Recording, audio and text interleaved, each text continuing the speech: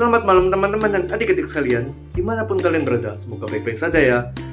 Pada kesempatan kali ini, saya mendapatkan tugas dari kampus Universitas Ciputra untuk menjelaskan live online PTW ini dari mata pelajaran civic. Dan kami berasal dari kelompok 2. Pertama-tama aku akan menjelaskan anggota kelompok kami.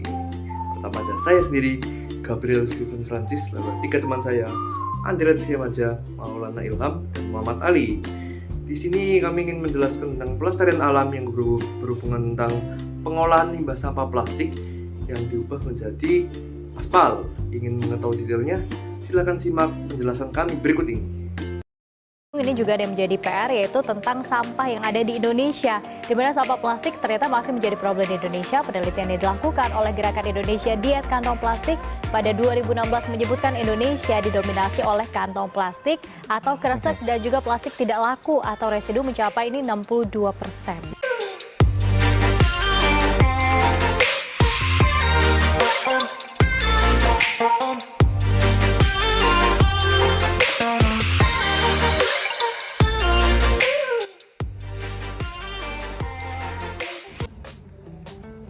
Sampah masih menjadi masalah lingkungan yang sulit dikendalikan.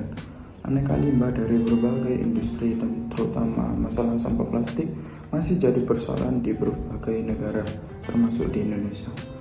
Data dari Kementerian Lingkungan Hidup dan Kehutanan tahun 2020 menunjukkan bahwa di Indonesia sendiri sekitar hampir 200.000 ton sampah tiap hari diproduksi dan sampah plastik sebesar 64 juta ton per tahunnya.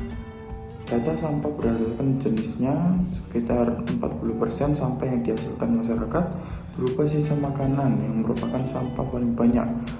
Lalu sampah plastik berada di urutan berikutnya sebesar 17%, 14% sampah berupa kayu dan ranting, sampah berupa kertas atau karton yang mencapai 12%, lalu 6,94% sampah berupa jenis lainnya seperti logam, kain, kaca, dan juga karet. Dalam pengelolaannya, sekitar 60% sampah diangkut dan ditimbun ke tempat pembuangan akhir, 10% sampah didaur ulang, dan sedangkan 30% lainnya tidak dikelola dan mencemari lingkungan. Oke, lalu saya akan masuk ke permasalahan.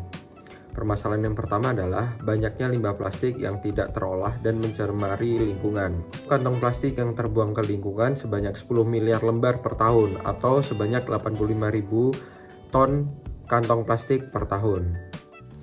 Dampak buruk dari limbah plastik membutuhkan suatu solusi yang konkret dan berkelanjutan.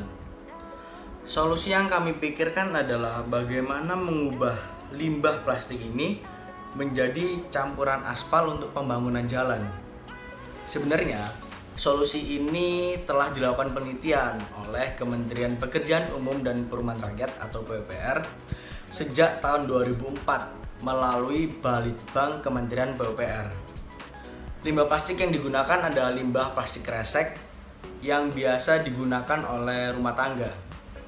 Limbah plastik kresek digunakan karena limbah plastik kresek merupakan polimer jenis plastomer yang akan meningkatkan kekuatan campuran aspal terhadap deformasi atau perubahan bentuk.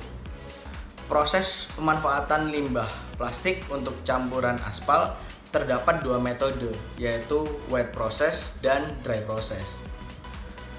Metode wet process adalah metode penambahan limbah plastik langsung kepada aspal panas. Namun, penggunaan metode ini hanya menyerap 1% dari jumlah sampah dan tidak boleh digunakan lebih dari jumlah yang ditentukan karena akan mempengaruhi kualitas aspal itu sendiri. Yang kedua adalah metode dry process. Metode dry process adalah pencampuran limbah plastik kepada agregat panas sehingga membentuk polimer coat agregat. Selanjutnya, polimer coat agregat tersebut dicampur dengan aspal panas dan dapat digunakan untuk pengaspalan jalan. Penggunaan metode dry process dapat menyerap 4 hingga 6% limbah plastik. Pencampuran limbah plastik sebanyak 6% terdapat akan menyebabkan aspal meningkat stabilitasnya sebanyak 40% dan lebih tahan terhadap deformasi dan keretakan jalan. Limbah plastik kresek yang digunakan haruslah limbah plastik yang sudah dipilah dari kotoran organik. Selanjutnya, limbah plastik akan dicacah hingga ukuran 9,5 mm. Lalu limbah plastik akan dicuci hingga bersih dan dikeringkan. Pengaplikasian aspal campuran plastik ini sudah dilakukan di beberapa kota di Indonesia, seperti di Jakarta, Denpasar, Bekasi, Makassar, dan beberapa kota lainnya. Kementerian PUPR konsisten untuk melakukan pengaspalan dengan campuran limbah plastik ini.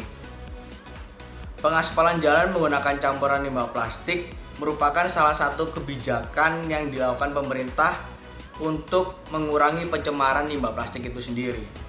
Kami berharap dengan adanya inovasi ini mampu membantu memberikan kebaikan untuk lingkungan Indonesia secara berkelanjutan. Sekian dari saya, kelompok 2. Terima kasih semuanya.